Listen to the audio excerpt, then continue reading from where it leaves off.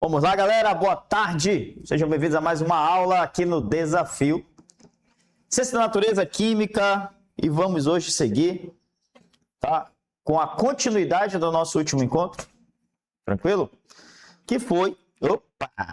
Bati aqui sem querer. Tá? Que foi a nossa aula de cálculos, tá? Então vamos seguir aqui em cálculos.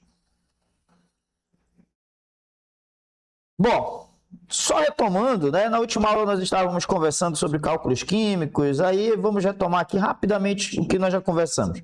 Teoria atômico-molecular, que é para a gente entender desde as leis das reações químicas até as unidades de medida que são específicas para os cálculos químicos, tá?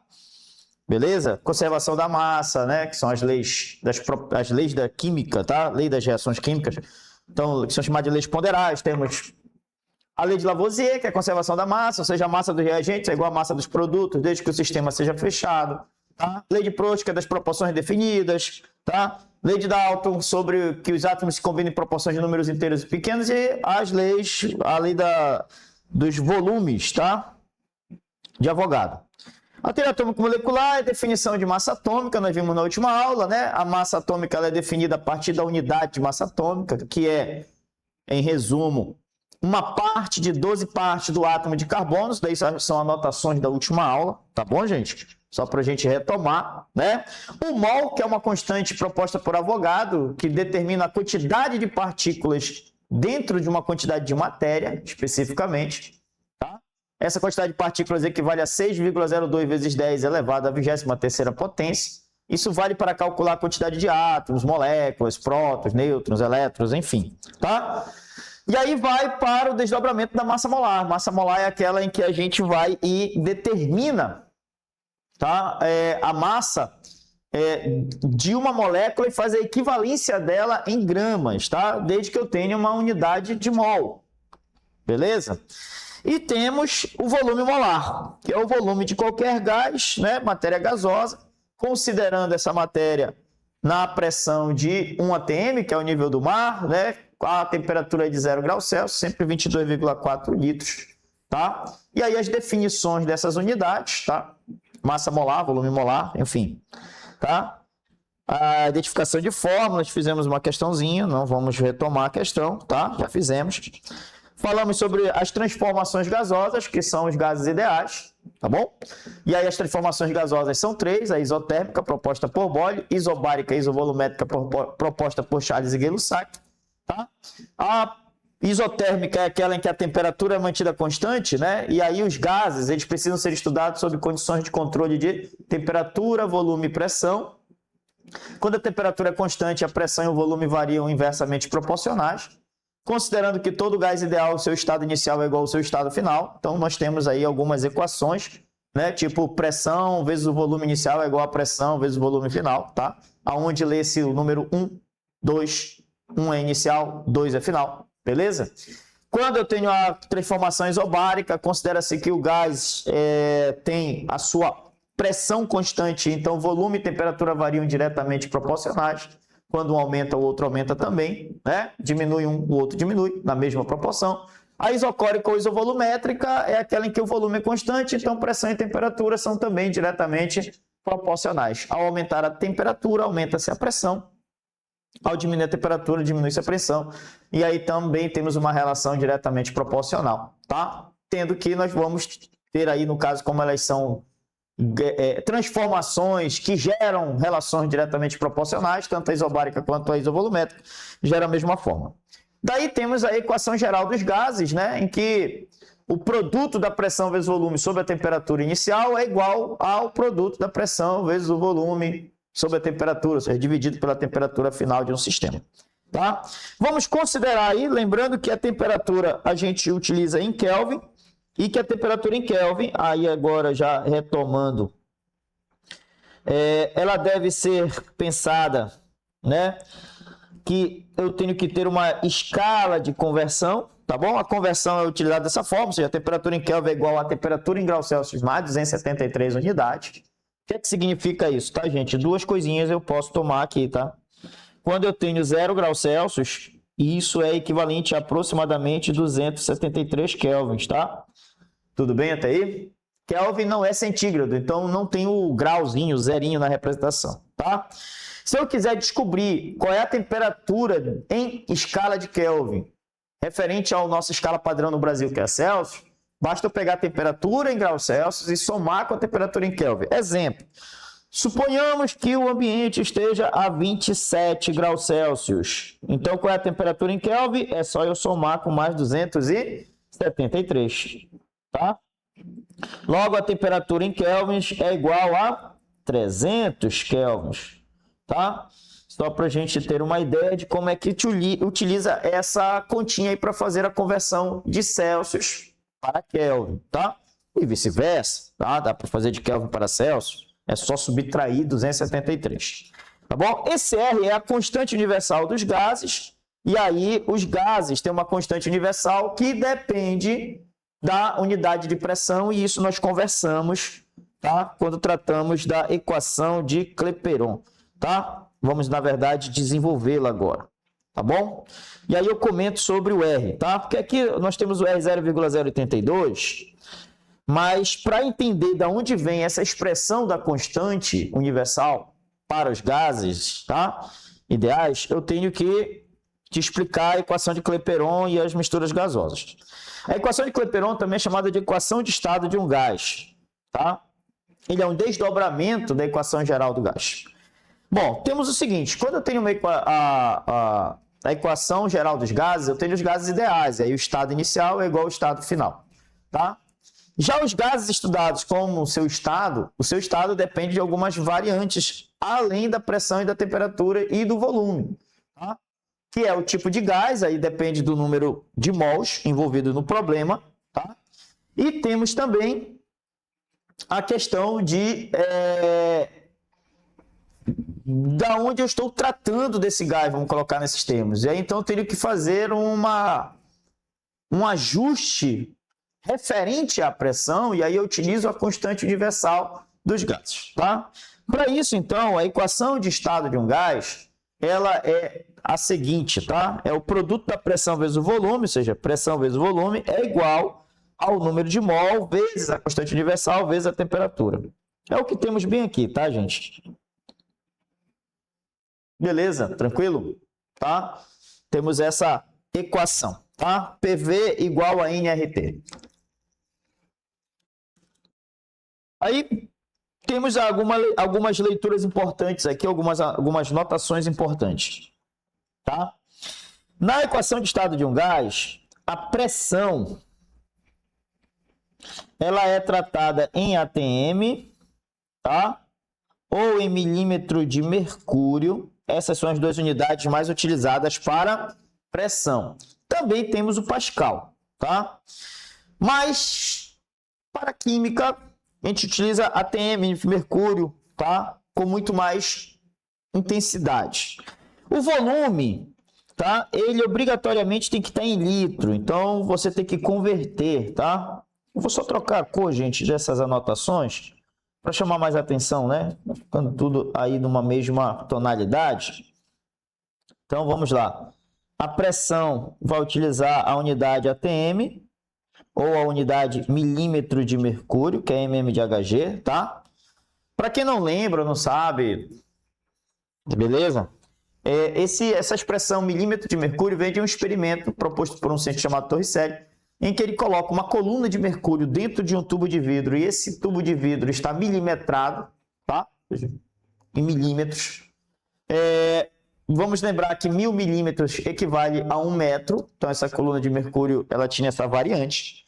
E ao nível do mar, ou seja, a uma pressão de 1 atm, ele sempre tinha exatamente a altura da barra de mercúrio referente a 760 milímetros de mercúrio.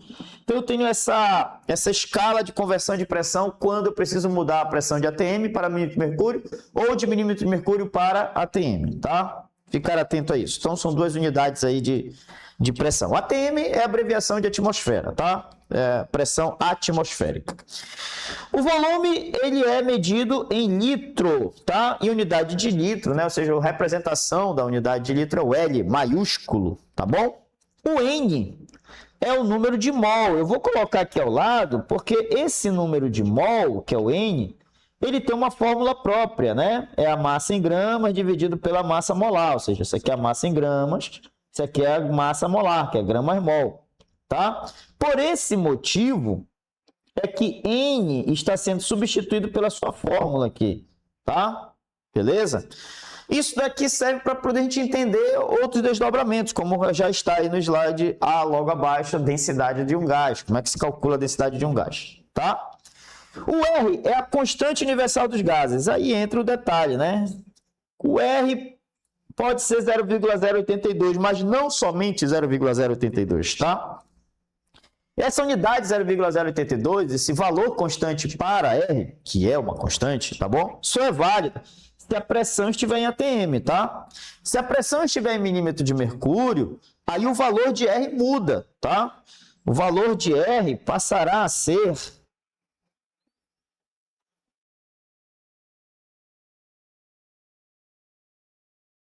62,3, tá? Se a pressão estiver em milímetros,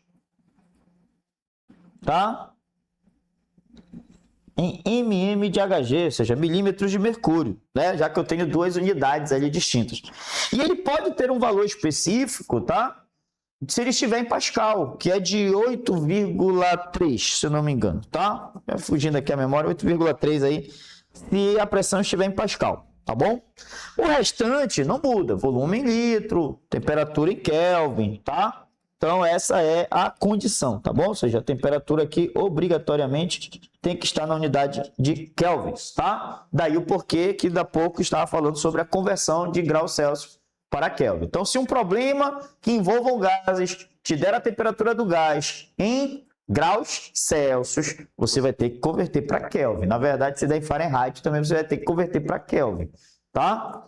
Mas, em geral, eles fazem ou diretamente em Kelvin, no Enem, ou é dado em graus Celsius e você faz a conversão para Kelvin, tá bom? Do mais, né, o desdobramento dessa equação de estado proposta por Clapeyron, né, vai gerar os cálculos de densidade gasosa. Aí vamos lá, né? O que é a densidade? Tá bom? Densidade, tá bom? Ela é calculada quando eu pego a massa e divido pelo volume de qualquer matéria, tá? Daí, quando eu olho isso, eu verifico que existe, né, na fórmula do número de mol, a massa, que participa da densidade, tá bom? E tem o volume, de certa forma. Então, como densidade é massa e volume, isso aqui fica reordenado, né? Já que densidade é a massa dividido pelo volume, isso daqui fica reordenado e nós podemos deduzir que a densidade de um gás é igual à sua pressão, ou seja, a pressão que ele exerce sobre um sistema, que multiplica a sua massa molar, tá? Que é esse M maiúsculo aí, e dividido pela multiplicação da constante universal dos gases e a temperatura em que o gás se encontra, tá? Considerando a equação de estado do gás, ou seja, a temperatura em Kelvin e assim por diante, tá? Efusão e difusão, né? Que é, no caso, a lei de Graham, tá? De um gás, ela pode ser calculada aí conforme está descrito. Por exemplo, o volume 1 dividido pelo volume 2, ou seja, o volume de um gás 1 dividido pelo volume do gás 2, ou o volume inicial dividido pelo volume final, que é igual à raiz quadrada da massa molar do gás 2 dividido pela massa molar do gás 1. Isso daqui, gente, é quando eu tenho misturas gasosas, tá? Pressões parciais, segundo Dalton, pressão total é igual à soma das pressões parciais. Ah, o que é que significa isso? Aí aqui a gente representa por um desenho, tá? Vou fazer aqui uma parte, né? Imagina só que eu tenho um recipiente. Esse recipiente é quadrado ou retangular, como preferir, tá?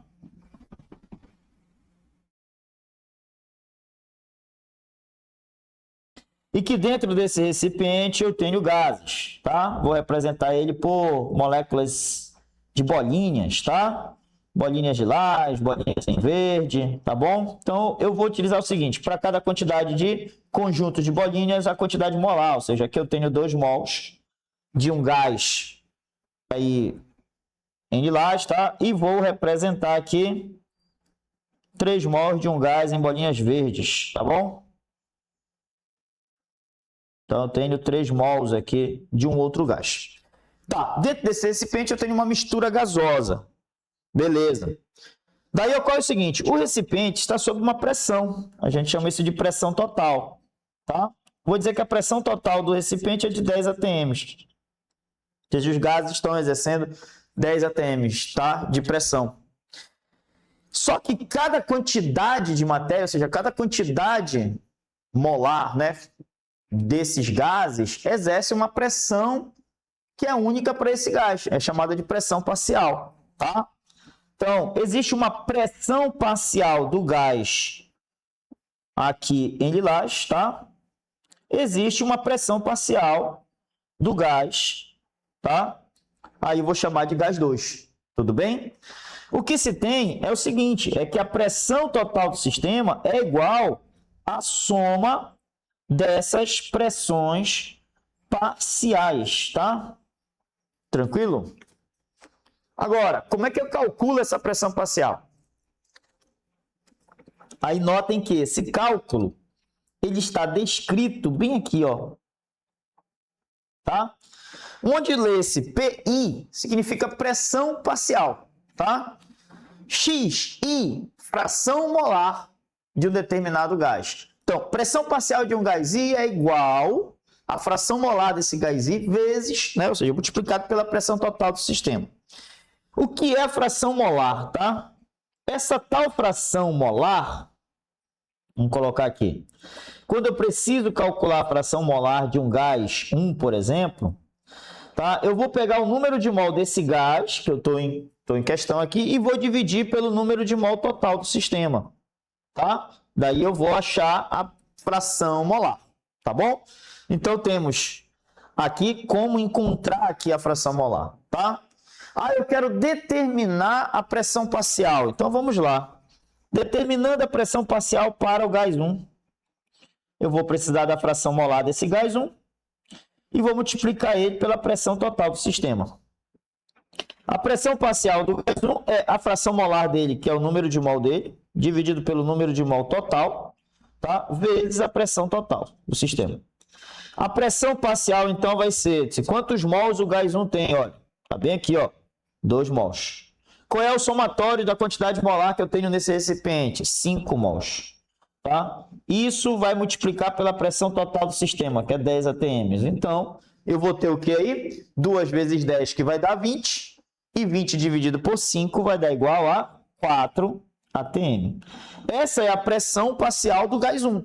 Qual é a pressão parcial do gás 2? O que resta? Nesse caso, como só tem 2 gases, o que falta para completar a pressão total, que é 10. No caso, vai dar 6, tá? 6 atm é a pressão parcial do gás 2.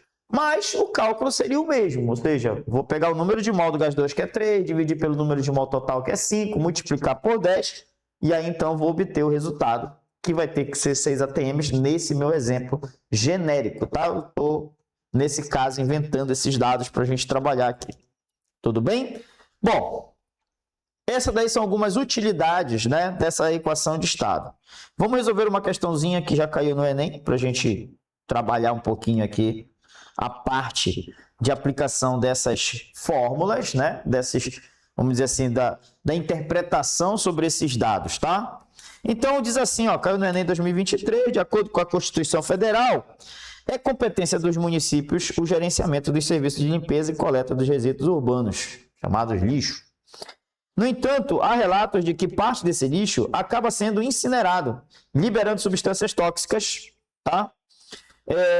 Para o ambiente, causando acidentes por explosões, principalmente quando ocorre a incineração de frascos de aerosóis, tá? Por exemplo, desodorantes, inseticidas, repelentes. Tá? A temperatura elevada provoca a vaporização de todo o conteúdo dentro desse tipo de frasco, aumentando a pressão em seu interior até culminar na explosão da embalagem. Tá? Aí eu vou parar aqui só para te dar algumas dicas sobre o que a gente já estudou em relação a, por exemplo, transformações gasosas, tá? Então imagina só que você tem um recipiente de desodorante, né? Então ele tem geralmente são os frascos.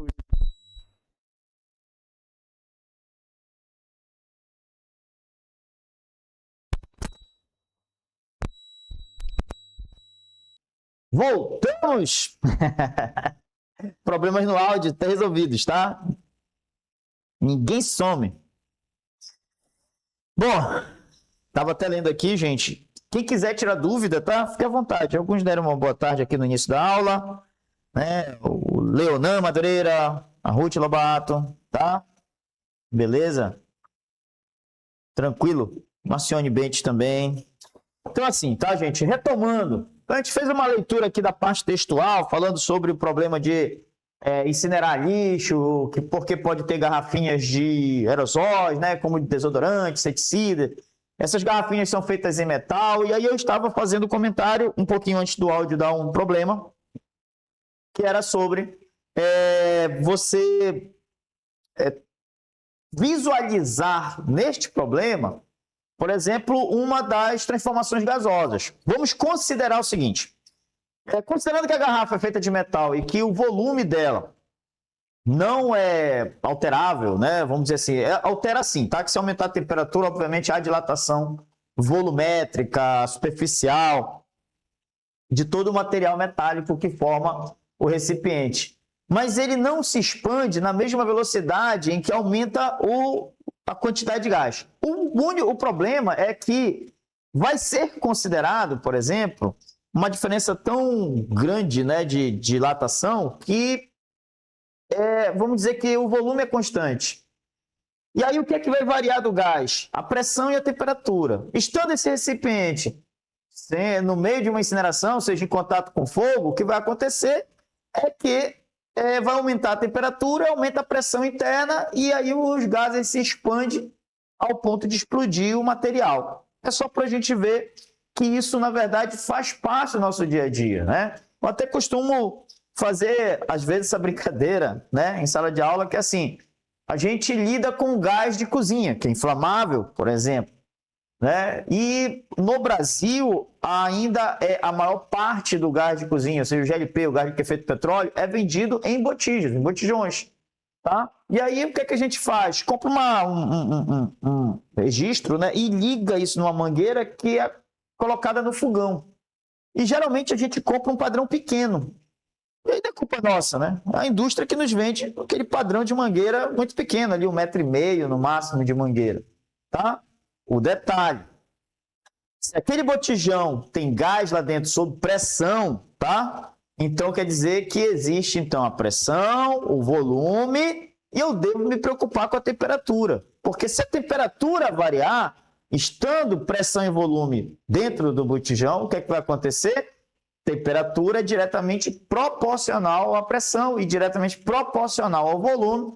Aumentando a temperatura do sistema, o volume de gás e a pressão irá aumentar dentro do botijão. E aí existe um perigo, por exemplo, de haver um rompimento do botijão. Claro, não vai ficar pilhado. Eu estou colocando uma possibilidade, uma condição, tá? Fato é que não é legal, né? Não é muito bacana que a gente tenha o botijão muito próximo ao fogão, que é onde a gente utiliza, né? É um objeto, é um aparelho que nós utilizamos para gerar calor, para fazer o cozimento dos alimentos. Usa o forno, a própria, como a gente chama, a boca do fogão na parte superior, tá? Essa é o que menos tem problema, porque ela fica na parte externa. Mas o forno, né, ele tem um aquecimento fechado, ele faz com que a estrutura do fogão também fique aquecida, tal. O detalhe que seria correto é que a gente tivesse esse botijão, se eu moro em uma casa e que eu uso o botijão, é que eu utilize ele do lado de fora, né? Faço o encanamento, sei lá, abre um buraco na parede da cozinha, passa a mangueira para o lado de fora e o botijão ficar do lado de fora. Isso não é uma prática comum nas casas no Brasil, tá? Nas construções mais jovens, né? Nas construções mais modernas, já se tem a encanação para o uso do botijão do lado de fora, né? Enfim, tá? Mas é um perigo que se há, enfim, pelo comportamento dos gases diante dessas condições, né, de controle de pressão, volume e temperatura. Voltando para a questão, contou a historinha da explosão e diz assim: suponha um frasco metálico de um aerosol de capacidade igual a 100 ml, tá? Contendo 0,1 mol de produtos gasosos, a temperatura de 650 graus Celsius no momento da explosão. Considere R 0,082, né? Já que, né, e nesse caso, considerando que a pressão estará em ATM. Ele pergunta justamente: a pressão em ATM dentro do frasco no momento da explosão é mais próxima de quanto? Tá? Então, ele quer que a gente determine qual é a pressão em ATM, o R já está dado em ATM, tá? E aí a gente vai para as condições dos outros dados. Que dados nós temos? Cara, capacidade igual a 100 ml. Isso daqui corresponde, gente, a volume, tá? ml é uma subunidade do litro, né? Contendo 0,1 mol. Ah, o que é o mol? Tá? Quantidade de matéria, né? Mol é a quantidade de matéria, tá bom? Isso aqui é o N, número de mol, tá? E ele nos deu a temperatura, só que a temperatura foi dado em Celsius. E para eu converter para Kelvin, eu vou ter que somar com 273, tá? Quanto fica essa temperatura em Kelvin? Não posso trabalhar, lembra lá, tá? Temperatura em Kelvin, tá bem aqui na unidade de R, tá te lembrando isso. Então, isso vai dar 3, 7 mais 5 vai dar 12, vai 1, tá? E, no caso, vai dar 7 mais 2, 9, 923 kelvins, tá bom?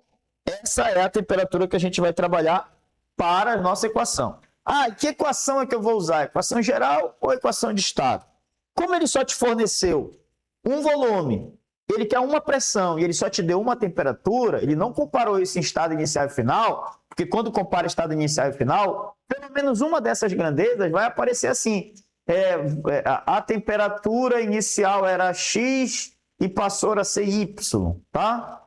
Beleza? A pressão inicial do sistema, então, o gás encontrava-se a tantos ATM e após o aquecimento foi alterada a pressão. Então, quer dizer que existe uma pressão inicial e ele vai alterar para uma pressão final. Como ele não forneceu dois dados sobre pressão, não forneceu dois dados sobre temperatura e também não forneceu dois dados sobre o volume, ainda deu o valor de R, que é a constante universal dos gases, ele quer que você aplique a equação de estado do gás, tá? Então, a resolução aqui depende do PV igual a NRT, tá? Pressão vezes volume é igual ao número de mol vezes a constante universal dos gases vezes a temperatura. Onde o objetivo é encontrar o valor da pressão. O volume está em ml, nós vamos transformar esse volume em litro. Por quê? Porque a unidade padrão para a equação de Clapeyron, ou seja, para a equação de estado do gás, é o litro, tá? Então, você vai converter, isso aqui vai dar 0,1 litro, beleza, gente? Por quê, gente? ml quer dizer a milésima parte do litro, então, é este valor em ml dividido por 1000, milésima parte dividido por 1000, tá? Beleza? Então, dá 0,1. Então, aqui o volume é de 0,1 litro. O número de mol, né, que ele forneceu foi 0,1 mol. O R é 0,082 e a temperatura é de 923 kelvins, tá? Então, os dados da questão que foram dados no problema, tá? Quando eu vou organizar, eu entendo que a pressão, então, dependerá, né, deste produto sobre 0,1, tá? Ou seja, eu vou pegar todo mundo aqui sobre 0,1. Eu gosto de deixar os números do jeito que eles estão, não faço o cálculo imediatamente, porque eu verifico se há simplificações. E tem, olha, 0,1 simplificado por 0,1, tá? Temos que isso será igual, então, a 0,082, que multiplica 923, tá? Fazendo isso daqui, lembrando que no dia do Enem você não tem calculadora, tá? Você pode até estar estudando aí agora com uma calculadora do lado, beleza, utilize, tá? Você está cansado, não sei, beleza? Mas lembre-se, eu te aconselho a você sempre fazer o exercício de executar os cálculos manualmente, tá? Por quê? Porque no dia da prova, mano, você não tem acesso a nenhum método tecnológico, seja calculadora celular, relógio, nada, tá? É só a tua caneta e mais nada, né? Teu documento de identidade, inclusive, às vezes não é bom colocar por cima da mesa, tá? Aí vamos lá. Como é que fica isso aqui? Esse cara fica 923, 0,082. Multiplica isso daqui como se não existisse por enquanto essas casas decimais. 2 vezes 3 dá 6. 2 vezes 2 dá 4. 2 vezes 9 dá 18. 8 vezes 3 dá 24. Sobram 2. 8 vezes 2, né? Aliás, vão 2, né? Que a gente chama. 8 vezes 2 dá 16. Com mais 2 que foram, vai dar 18. Vai 1. E 8 vezes 9 vai dar 72. Com 1 vai dar 73. Tá? Soma tudo. 6, 8. 8 e 8 vai dar 16. Vai 1. 1 e 1, 2. Com mais 3, 5, 7. 3 casas decimais nessa multiplicação, tá? Beleza até aí? Então, a pressão do gás na hora da explosão foi de aproximadamente 75,686 atms. Pronto. Temos um resultado. Qual a resposta? Aí você, professor, não tem resposta. Eu disse, claro que tem, tá? Tem resposta. Qual é a resposta?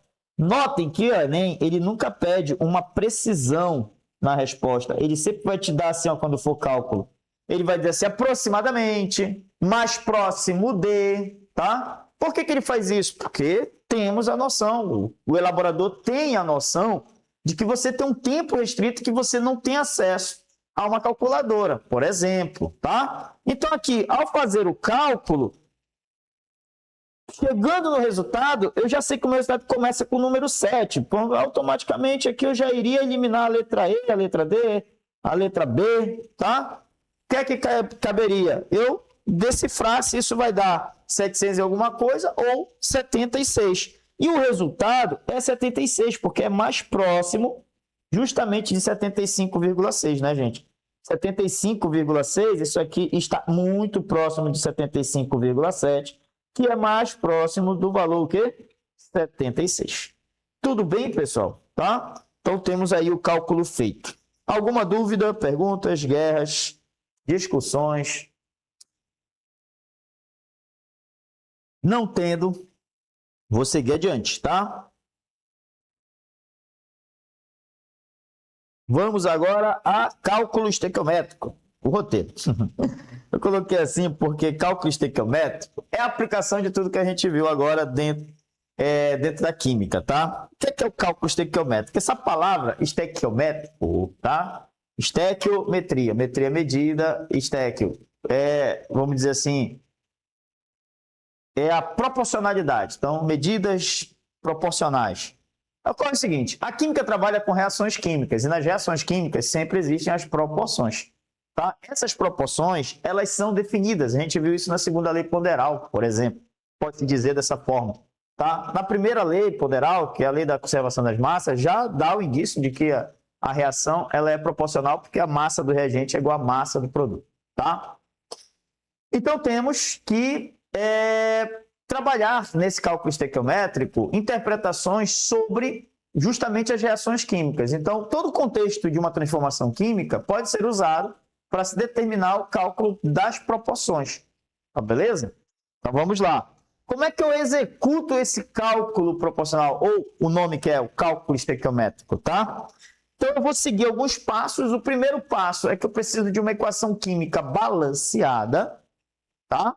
E aí nós temos um probleminha aqui, que é o seguinte, seria interessante, por exemplo, interagir aqui que você sabe dizer se você sabe executar um balanceamento químico. Muita gente tem dificuldade, é um negócio simples de ser feito, mas as pessoas têm dificuldade com o balanceamento de equações, tá?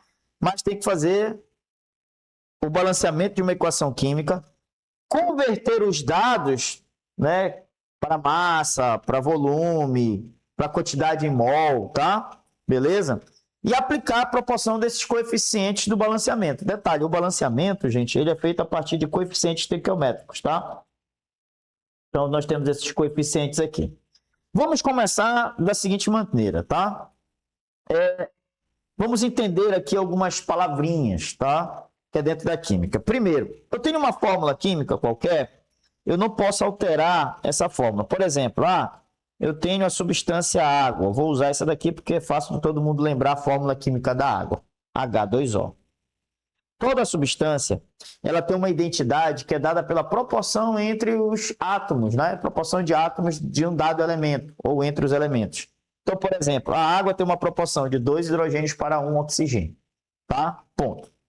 Se eu precisar fazer um ajuste na quantidade de oxigênio ou de hidrogênio devido a uma reação química, quando envolve a presença da água, seja no produto ou no reagente, eu não posso alterar esses índices, tá? Que é o nome dado para esse númerozinho aqui, tá? Índice. Isso aqui a gente já comentei em aulas anteriores e eu estou te relembrando. Então, o que é que eu faço para alterar o índice? A gente usa um negocinho, um artifício chamado coeficiente. A gente coloca um número aqui na frente, tá? Por exemplo, eu quero 2 mols de água. Pronto. Coloco o número 2 aqui na frente. Esse número que fica à frente da fórmula, ele é chamado de coeficiente. Inclusive, ele é chamado de coeficiente estequiométrico, tá? A função dele é multiplicar os índices, por exemplo. Então, ele ajusta a quantidade do índice sem que eu altere o índice da fórmula, tá? Eu uso de uma multiplicação. Eu estou dizendo o seguinte aí, que existem 2 unidades da fórmula H2O. Ou a leitura correta, existem 2 mols de água, tá? Beleza? Então, esses coeficientes, eles ajustam a quantidade molar, tá? Beleza? Então, eu vou utilizar isso daí. Por isso que o balanceamento ele é importante, tá? Porque esses coeficientes, eles vão originar a proporção, tá? Devida na reação química. Por exemplo, vamos lá, tá? Vou colocar uma reação qualquer aqui. Vamos trabalhar com essa condição aqui, tá bom? Vou dar uma ampliada aqui. A gente trabalhar aqui uma condição. Imaginemos só que eu tenho uma reação química da seguinte forma, tá? Eu tenho gás nitrogênio que reage com gás e hidrogênio e que isso origina, né, um produto em equilíbrio chamado amônia, NH3, também gasosa. Tá? Quando eu escrevo uma equação química, que é essa escrita, tá? Reagente, produto, 2 membros, tá bom? Eu estou determinando, tá bom? O tipo de substância através das fórmulas químicas. Eu estou determinando a quantidade de substâncias e aí isso é através do coeficiente estequiométrico, tá? Diga-se de passagem que quando ainda não tem nenhum coeficiente na frente de uma fórmula, entende-se que lá existe sim um número, 1, tá? Seja uma unidade molar, seja um mol, é 1 e aí eu não preciso colocar, tá subentendido. Tá. Quando eu escrevo esta equação química, ela tem que respeitar basicamente as leis ponderais. Tá? E aí existe uma frase de impacto na química que ela resume as leis ponderais, que é assim, na natureza nada se cria, nada se perde, tudo se transforma. Tá. A lei de Lavoisier, ela diz que a soma das massas dos reagentes é igual à soma das massas do produto. Mas como é que as massas são mantidas constantes, tá? Para Lavoisier, o número de átomos tem que ser igual, tá?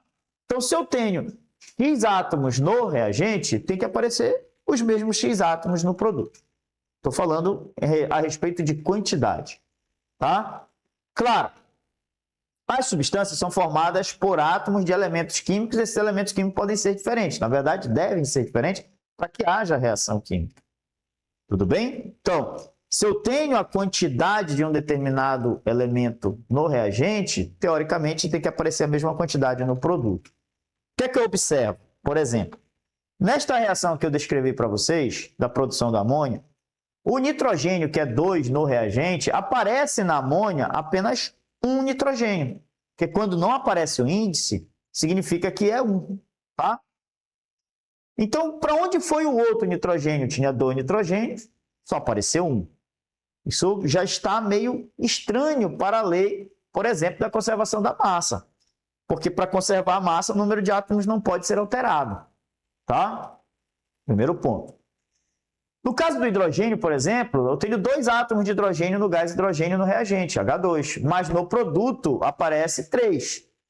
Né? NH3. Da onde veio esse outro hidrogênio? Então, assim, nada se cria. Uma frase de impacto, natureza. Né? Nada se cria, nada se perde, tudo se transforma. Então, se não pode perder, para onde foi o nitrogênio? Se não pode se criar, da onde veio o hidrogênio? Tá? Mas, como ele diz que tudo se transforma, então é porque as substâncias do produto obrigatoriamente são diferentes das substâncias no reagente. Tá? São os mesmos elementos, beleza? Mas não as mesmas substâncias. As fórmulas têm que ser diferentes, senão não há transformação química. Então, como é que eu faço? Eu disse, bom, teve que haver um artifício. O que ocorre é que cada substância tem uma proporção. Então, para ser amônia, a proporção é de 1 nitrogênio para 3 hidrogênios. Tá? Não posso colocar 2 nitrogênios e 2 hidrogênios, porque isso não será amônia. Tá bom? Então, se eu não posso manter a proporção dos átomos, porque a fórmula química da substância que é formada na reação não me permite isso, eu vou ter que arrumar um artifício para ajustar essa quantidade. Esse artifício é o que a gente chama de balanceamento. Então, é o que nós temos aqui. Ó. Vou ter que balancear a equação química. Esse balanceamento ele tem algumas técnicas. Uma das técnicas de balanceamento que a gente tem é um método chamado de tentativas. Tá? O que é o método das tentativas? A gente tem uma sequência lógica de elementos que a gente vai ajustando a quantidade. O que é ajustar? Matematicamente é verificar se as quantidades são as mesmas. Quando elas são as mesmas no reagente e no produto, a gente diz que ela está balanceada. Quando as quantidades são diferentes, não está balanceada. Pronto. Na verdade, basta que um dos elementos não tenha os seus átomos na mesma proporção para que uma reação química inteira não esteja balanceada. Tá? Mas a gente pode verificar por tipo de elemento químico. Beleza? Quando eu preciso ajustar isso, o que é que eu faço? Eu faço uma compensatória com coeficiente. Em geral, eu observo em que membro eu tenho menos átomos e coloco um coeficiente para multiplicar essa quantidade de tal forma que o resultado dê igual ao lado que tem mais. Calma, né? Parece muita informação, mas é um negócio simples. Primeiro, como é que eu executo o método das tentativas? Então, a primeira coisa que a gente faz é balancear os elementos da categoria de metal. Segundo, os ametais qualquer. Tá? Por quê? Porque depois que eu faço o balanceamento dos ametais qualquer, eu vou ter outros elementos não metálicos para balancear, tá? Que a gente deixa por último nesta ordem. Carbono, hidrogênio e por último o quê? O oxigênio. Eles são elementos não metálicos, porém, nós deixamos eles por último, e especialmente o oxigênio por último. Então, a gente faz nesta ordem. Primeiro o metal, depois o metal, depois o carbono, depois o hidrogênio, depois o oxigênio.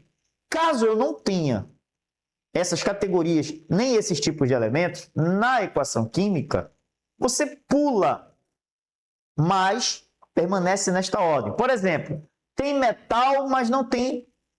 tem metal a metal, mas não tem carbono. Pulo e vai para o hidrogênio.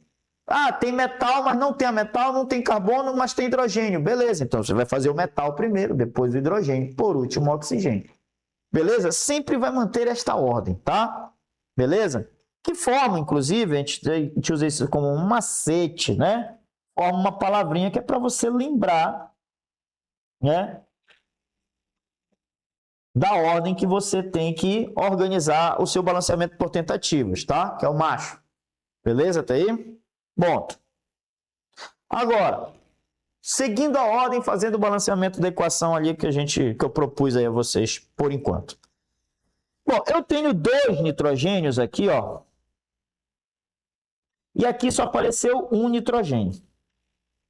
Tá? Percebam que eles não estão na mesma quantidade, então eu vou ter que balancear.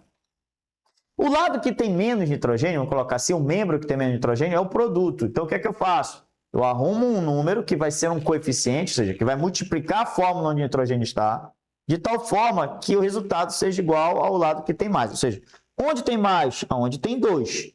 tá? Então, eu vou colocar o quê? Se para fazer o 1 resultar em 2, eu vou ter que pegar 1 e multiplicar por 2. Então, número que multiplicado por 1 é igual a 2. Facinho, né? 2. Beleza? O coeficiente que ajusta isso e fica na frente da fórmula daquele elemento que está sendo balanceado. Ah, mas por que começou pelo nitrogênio? Porque o nitrogênio é ametal. Beleza? O nitrogênio é um ametal. Bom, já pulei o metal, fui para o ametal, que é o nitrogênio. Próximo agora da vez, não tem carbono, vou para o hidrogênio. Já ajustei o nitrogênio, tá? 2 vezes 1 vai dar 2, tá bom? Já ajustei essa quantidade. Tá tudo sob controle. Eu percebo que eu tenho 2 hidrogênios no reagente, mas agora, notem o seguinte. A partir do momento em que você já tem um coeficiente na frente de uma fórmula, para ajustar um dado átomos de um dado elemento, esse coeficiente ele não pertence só àquele elemento que foi balanceado. Agora ele pertence a toda a molécula, tá? Então ele vai ajustar o hidrogênio, ou seja, eu tenho aqui 6 átomos de hidrogênio. Notem novamente que eles não estão alinhados em quantidade. Temos 2 de um lado, 6 do outro. E eu vou trabalhar onde tem menos, tá? E aí a pergunta é o seguinte, que número multiplicado por 2 faz o resultado ficar igual a 6, tá? Se você preferir, você sabe que na matemática a gente aprende que quando eu preciso descobrir um fator da multiplicação, basta eu fazer a operação inversa. Então, 6 dividido por 2 vai dar 3, tá? Mas será o 3, então eu vou colocar um 3 como coeficiente. Quando eu coloco o 3 como coeficiente, ele está multiplicando o 2 do hidrogênio. Então, 3 vezes 2 vai dar 6. Pronto, fizemos o balanceamento da equação química aqui agora. Beleza, gente, tranquilo, facinho, tá? Acabei de descobrir que essa equação química, então, acontece sobre a proporção de 1 para 3 para 2. Isso é fixo, tá? Se eu alterar a quantidade de um desses componentes da reação, ou reagente, ou produto, tá? Todos serão alterados na mesma proporção. Por exemplo, aí eu resolvi que eu quero 4 unidades de NH3, que é a amônia. Já era, é o dobro de 2, então todo mundo vai ao dobro. Vou precisar de 2N2, 6H2 e assim por diante, tá? Então todo mundo é alterado na mesma proporção. Beleza? Fazer o balanceamento é muito importante, porque é ele que determina as proporções estequiométricas, tá? Sem ele, acabou. A gente não consegue resolver o cálculo que estequiométrico. Do mais, eu vou ter que ler o problema, tá? E identificar então no problema uma equação química, verificar se ela está balanceada, se não estiver, fazer o balanceamento. Na sequência, eu vou converter dados, ou seja, eu vou observar quais são as substâncias em que está em questão, né? Para fazer o cálculo estequiométrico. Não importa qual é o tamanho da equação química, para cálculo estequiométrico, em geral, ele vai dar 2 substâncias, uma que vai padronizar e a outra que vai ter a incógnita, ou seja, que você não vai saber qual é o resultado, porque ele vai te pedir o cálculo sobre essa substância. São utilizados, em geral, 3 unidades de medida, massa, volume e a quantidade de matéria, que é o mol, que pode ser convertido em qualquer outra unidade, tá? Número de partículas, ou seja, número de moléculas, número de átomos, tá? A gente converte isso daí a partir do mol, beleza? E aí eu vou ajustar esse meu cálculo estequiométrico e resolvê-lo através, né, de uma regra de 3, tá? Então, como é que eu resolvo um cálculo estequiométrico? O cálculo estequiométrico é resolvido através de regra de 3 simples e diretamente proporcional, tá? Sempre dessa forma? Sempre dessa forma. Regra de 3 simples e diretamente proporcional. Agora vamos para um outro problema. Você lembra o que é uma regra de 3? Então, a regra de 3 é simples. Ela tem 2 colunas de dados, 3 dados conhecidos, ou seja, 3 números conhecidos, e você tem justamente um valor desconhecido que a gente chama de incógnito, ou x, tá? E aí, você vai utilizar na matemática, por exemplo, a regra de 3 para fazer cálculos, aí dependendo da relação que eu tenho entre as colunas dos dados fornecidos no problema, eu posso ter uma relação inversa ou diretamente proporcional. Só que na química a gente só utiliza a regra de 3 simples, que é com 2 colunas, tá?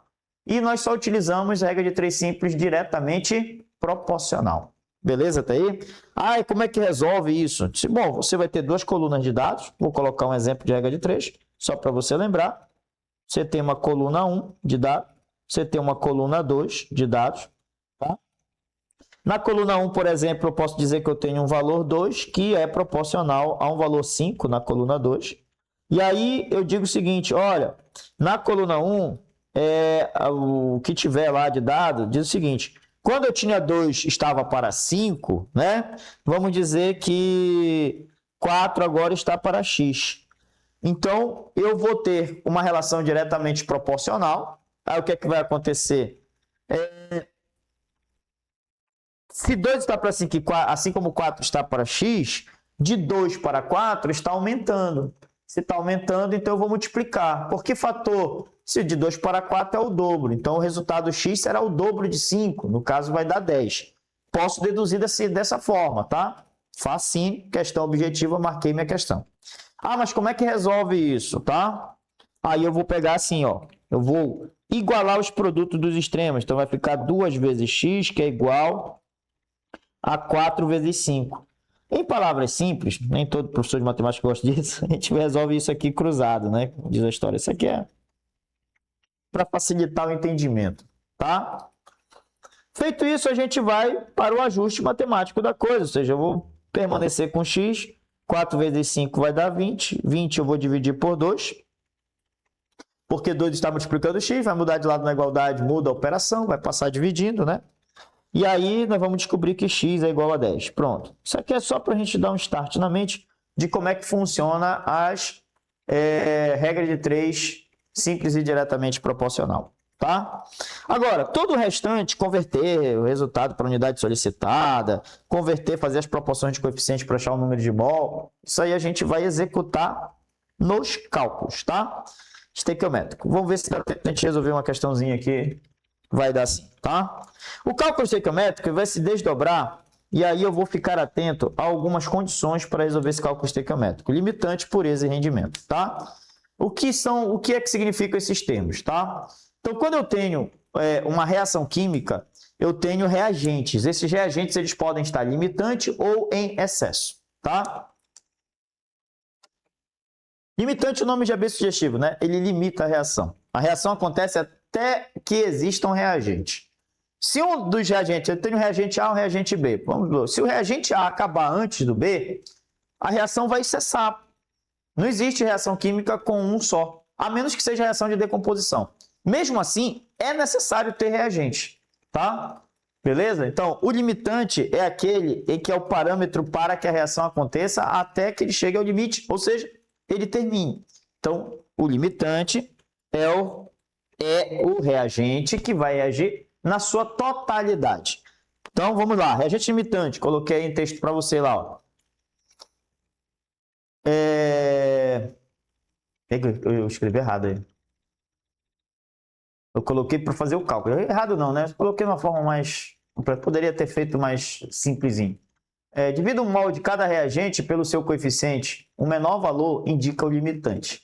Tá? O cálculo do produto segue pelo limitante. O que é que significa isso? Quando eu coloco para você que o cálculo do produto segue pelo limitante, significa dizer que como ele vai reagir totalmente, então o meu produto, a quantidade do meu produto é proporcional à quantidade do meu limitante. Tá? O limitante, então, é sempre aquele que está em menor quantidade. Vamos colocar dessa forma, já que ele vai acabar, vamos colocar assim, ele vai ser consumido, tá? Na sua totalidade ou antes mesmo do outro reagente. O outro reagente, por sua vez, ele estará em excesso. Quem é que está em excesso? Aquele que está numa quantidade excedente, está numa quantidade maior do que deveria. Tá? Logo, o reagente em excesso é aquele que sobra. Então, a gente vai dizer o seguinte, que o excesso ele não reage. Tá? Beleza? O excesso é, no caso, a quantidade inicial ou total de um reagente menos aquilo que reage. Tá? Então, eu calculo o meu produto em cima daquilo que reage. Preferencialmente, né, preferencialmente a gente faz o cálculo da reação, o cálculo estequiométrico da reação, sobre o limitante. Tá? Se te pedirem para fazer o cálculo sobre aquela substância que está em excesso, você vai ter que eliminar o excesso, ou seja, você vai ter que descobrir quanto é o excesso, e o excesso simplesmente não reage, ele não entra no cálculo. Vou te explicar isso daí de uma outra forma já já, tá? Como assim, pessoal? Vamos entender aqui o reagente limitante e o reagente em excesso. Eu vou utilizar o exemplo do balanceamento da equação anterior. Não preciso nem voltar lá. Eu vou colocar aqui, tá? Para a gente tratar reagente excesso e limitante. Eu tenho o N2 que reage com 3 mols de H2 para produzir 2 mols de NH3. Nós fizemos esse balanceamento já anteriormente, tá? Significa dizer que quando eu tiver 1 mol, olha lá, 1 mol, beleza? Do gás nitrogênio, ele precisa interagir com 3 mols do gás hidrogênio para produzir 2 mols de amônia, tá? Essa é a minha relação inicial. Tudo bem? Daí vamos dizer que eu preciso encontrar o valor, preciso achar a quantidade em mol produzido de amônia, só que no momento em que foi iniciado o processo reacional, meio reacional, foram colocadas quantidades, vamos supor assim, idênticas dos dois, tá? Como é que faz a quantidade idêntica dos dois? Tipo assim, ó, foi colocado para reagir 5 mols aqui com 5 mols aqui. Tá? Bom, a gente já viu que a estequiometria me diz o seguinte, que 1 mol reage para 3. Então não é igual, né, a proporção. Não é 1 para 1, não é 2 para 2, não é 3 para 3. É 1 para 3. Se eu colocar 5 para 5, essa proporcionalidade está errada.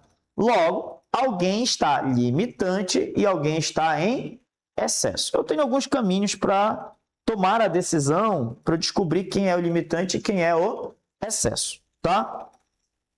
Fato é, se eu pegar, por exemplo, a quantidade de nitrogênio, primeiro caminho aqui, vamos ver qual que fica melhor para ti. Vou te dar algumas explicações. Se eu pegar a quantidade de nitrogênio, eu percebo que eu aumentei 5 vezes, tá? A minha quantidade molar. Logo, o do outro tem que aumentar o quê? 5 vezes. Só que 5 vezes 3 dá 15. E eu não tenho 15 no outro. Concorda comigo? Olha, se aqui aumentou 5 vezes, o outro aqui também tem que aumentar quanto? 5 vezes. Isso não está ocorrendo, tá? Se a quantidade que eu deveria ter para que o outro fosse verdade for 15 e eu só tenho 5, então ele está numa quantidade o quê? Menor. Então eu acabo de descobrir que esse cara aqui é o limitante. Ele vai acabar antes da hora que deveria. E esse cara aqui, ele está em excesso. Beleza, até aí? Tranquilo? Está mais do que deveria. Isso aí é uma forma, uma dedução bem rápida da gente descobrir, né, quem está limitante e quem está em excesso. Uma vez que, quando aqui for 5, tá, gente? O real aqui era ser 15, tá? Se só tem 5, tem muito menos do que deveria. Então, ele está limitante, tá? Lembre, limitante é aquele, né, que vai acabar antes. Aí tem a fórmula, né? Como é que eu faço? Divida o mol de cada reagente pelo seu coeficiente, tá? Então, qual é o coeficiente do N2, por exemplo? Vou fazer aqui separadamente. O N2 tem 5 mols, que eu disse que vai reagir, né? Eu inventei lá, dividido por 1. Isso dá igual a quanto? A 5. E o H2? Se, cara, for usado 5 mols também, mas o coeficiente dele é 2. Qual é o resultado disso? 2,5, tá?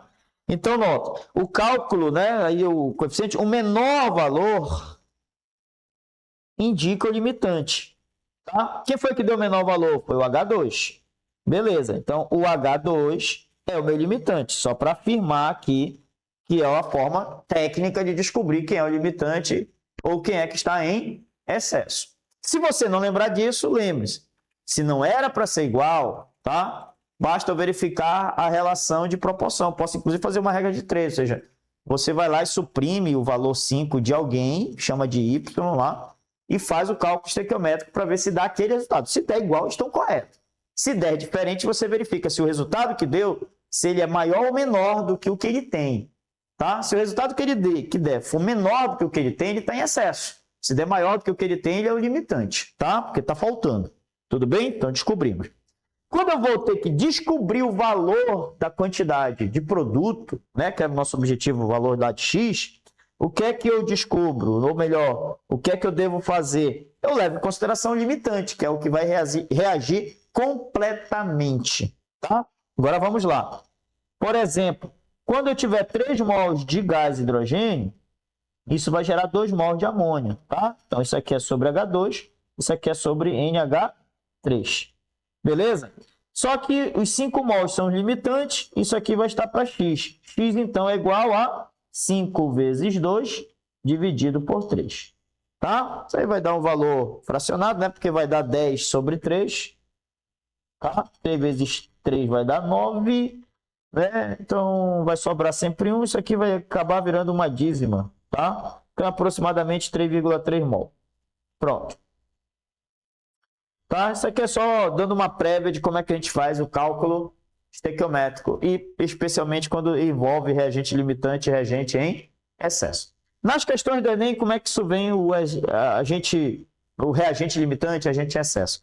Em geral, ele diz assim, olha, a reação de tal coisa ocorreu com excesso de fulano de tal.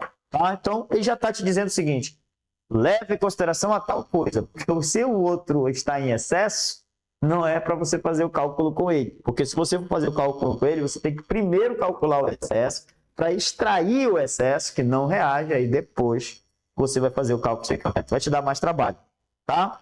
Ponto. Continuando aqui, se temos outros detalhes, por exemplo, temos o grau de pureza. Na natureza, gente, nenhum reagente ele é encontrado 100% puro, tá? E aí existe um outro detalhe. Assim como o excesso não reage, aquilo que não é puro também não reage. E quando eu estou falando de grau de pureza, não tem nada a ver com limpeza, tá? Não vai entender isso que é uma sujeira. Não. Por exemplo, são substâncias que não são ou não fazem parte daquela reação ou não são interessantes para a reação em questão. Como assim? Vamos lá. Vamos dizer que eu preciso fazer a combustão para, sei lá, estou no ambiente e preciso fazer um alimento, preciso esquentar uma comida, preciso aquecer uma água para fazer um cozimento de uma comida. E aí eu encontro madeira. Madeira é combustível. E vou e toco fogo nessa madeira.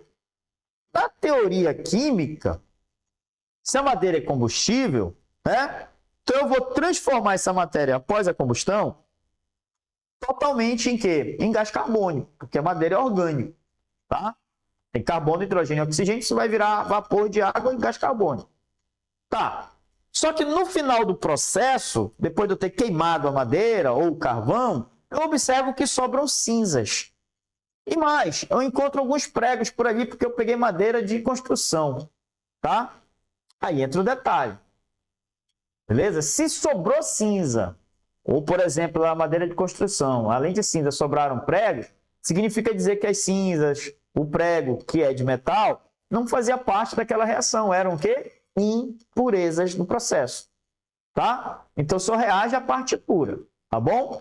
Beleza? A parte que não é pura, ou seja, que não interessa para a reação, simplesmente não reage. Tá? Por exemplo, quando se encontra minério, o minério geralmente está com impurezas. Tá? Essas impurezas são separadas, por isso que, inclusive, a gente faz separação de misturas. Beleza? Tá aí? Então, existem partes que não interessam para o processo da reação química. Essas partes são chamadas de impureza. Bom, somente a fração pura da amostra reage. Tá? As impurezas não reagem, e aí eu vou converter antes de calcular justamente a parte pura. O detalhe, então, que eu chamo a atenção, essa conversão da pureza, ela é em porcentagem, é uma taxa. Tá? Na verdade, a gente converte para porcentagem. A gente calcula grau de pureza, então, para os reagentes, tá? Guardem isso, grau de pureza é calculado para o reagente. Então, geralmente, o problema, quando ele envolve grau de pureza, ele vai te dizer, olha, tal reagente tem pureza de 80% em massa, tem 90% em massa. O que é que significa? Se tem 1 tonelada daquele reagente e ele tem 80% em massa, só vai reagir de 1 tonelada 800 quilogramas. Tá? Ah, tem 5 gramas de um tal reagente que tem 90% em pureza. Então, quer dizer que se ele tem 90% de pureza e são 5 gramas, é só 90% de 5 gramas, que vai dar 4,5 gramas. tá? É o que vai reagir. E os outros meio grama, não reagem, tá? Ele vai terminar o processo e vai ficar lá, tá bom? No final do processo sem reagir. Tranquilo? Isso vai impactar, de certa forma, no rendimento da reação. Rendimento da reação é o seguinte, nenhuma reação consegue ter 100% de rendimento, tá? O que é que significa isso? Se a reação não tem 100% de rendimento, ao final do processo, ou seja, para o produto obtido, o valor que a gente encontra é o valor teórico. Na prática, você vai encontrar menos, tá? Por exemplo, entrou 1 tonelada de reagente. Dessa 1 tonelada de reagente, vamos dizer que ele seja com 90% de pureza. Significa dizer que não vai reagir 1 tonelada, só vai reagir 900 quilogramas. Mas, se eu pensar pela lei de Lavoisier, se eu tenho 900 quilogramas de reagente, eu tenho que obter 900 quilogramas de produto. Porém, eu observo que na quantidade final, em vez de 900 gramas, só apareceram 810 gramas.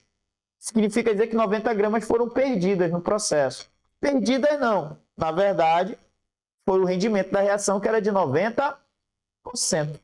Tá? Então, 10% não vai render, ou seja, não vai aparecer. Beleza? Não vai formar produto. Beleza até aí? Aí você vai ter que ficar atento ao detalhe. Vamos lá. O reagente limitante é aquele que controla a reação acontece até que exista reagente limitante. Acabou o reagente limitante, a reação terminou, logo a reação está restrita à quantidade do limitante. Reagente excesso é o reagente que está numa quantidade maior do que deveria e que ao final do processo vai sobrar sem reagir, porque o excesso não reage. Tá? Grau de pureza. Nenhum reagente tem 100% de pureza. Então, eu sempre calculo, verifico no problema se há o grau de pureza. Se tiver grau de pureza, eu calculo a pureza antes de iniciar o meu cálculo estequiométrico. Tá? Rendimento da reação. Isso daí a gente pega o resultado obtido no processo e multiplica pelo índice de rendimento. O rendimento da reação, gente, ele é calculado para o produto, ou seja, após eu finalizar meu cálculo estequiométrico. Tranquilo? Mais ou menos, né? Muita informação. Mas vamos lá, tá? Antes da gente fazer uma paradinha, rapidinho, para trocar de material, vamos resolver um cálculozinho estequiométrico aqui, para a gente finalizar esse item. Diz assim, o carvão é um combustível que tem várias substâncias em sua composição. Em razão disso, quando é representada só a queima com oxigênio, e aí massa molar do oxigênio, tá, gente? 16 gramas-mol. Simplifica-se elaborando apenas a combustão completa do carbono. Tem massa molar 12 gramas, tá? 12 gramas-mol. De acordo com o conteúdo médio do carbono fixo, o carvão é classificado em vários tipos, em destaque para o antracito, que apresenta uma média de 90% de carbono. Ponto. Aqui, gente, isso aqui já é, tá? O grau de pureza, ou seja, ele tem 90% de carbono, tá? Beleza? Esse elevado conteúdo favorece energeticamente a combustão. No entanto, libera maior quantidade de gás que provoca efeito estufa, que é o gás carbônico, tá? Supondo a queima completa de 100 gramas de carvão antracito, a massa de gás liberada na atmosfera é, em grama, mais próxima de quanto? Olha só como é que a gente calcula isso aqui. Em miúdos. Tá? Ele disse o seguinte, tá? Que a gente simplifica a reação do carvão mineral simplesmente pela presença do carbono, que interage com o gás oxigênio, beleza? E isso vai gerar, então, dióxido de carbono, que é o CO2. Essa equação já está balanceada. Daí ele me disse o seguinte, a massa molar do carbono equivale a 12 gramas-mol. Então, quando eu tenho 12 gramas-mol, tá? Isso aqui, ele interage com uma quantidade de gás oxigênio para produzir gás carbônico, tá? Ele quer saber a massa de gás liberada. Gás liberado na atmosfera é o produto. Então, o produto CO2, ele é composto de carbono e oxigênio, onde o carbono equivale a 12 gramas-mol, tá? E o oxigênio vale quanto? 16 gramas-mol. Qual é a massa total do gás carbônico por unidade de matéria, ou seja, por um mol, tá? Ele tem um carbono na fórmula, 2 oxigênios, então 1 vezes 12 vai dar 12 e 2 vezes 16 vai dar 32. Que somados vão dar 44 gramas-mol. olha só como é que eu hago meu cálculo estequiométrico. Eu tenho que saber qual é a equação química. Ele descreveu essa equação dizendo que o carbono reage com oxigênio em combustão, gerando gás carbônico. Beleza? Ele quer saber qual é a relação da quantidade de carbono com o gás liberado para a atmosfera. Então, a quantidade de carbono inicialmente é 12 gramas-mol, que é a unidade de carbono. O gás carbônico, que é o CO2, equivale a 44 gramas-mol. E eu comecei a fazer a minha relação.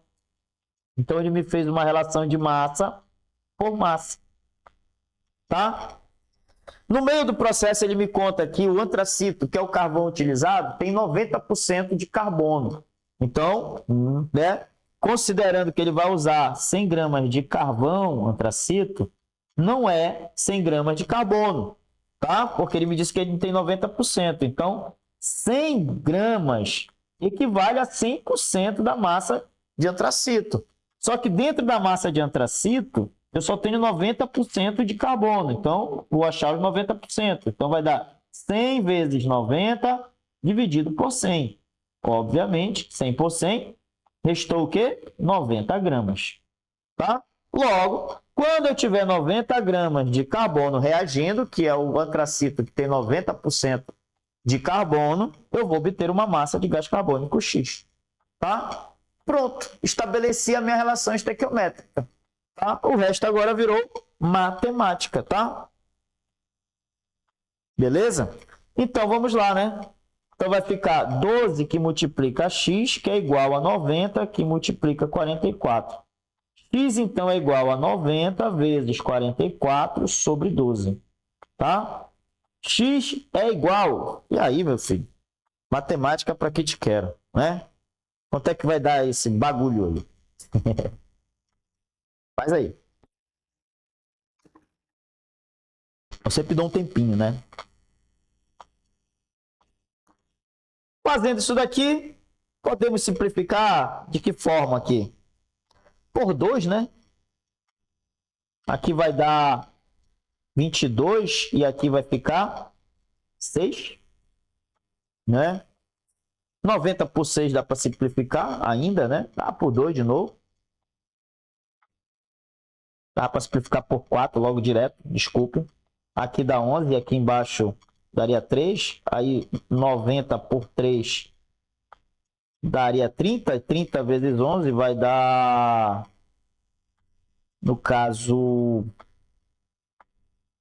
0,3, né? 330 gramas. Essa é a quantidade de CO2 que vai para a atmosfera pelo estipulado aí, antracito da questão, tá? Pronto. Resposta, letra D.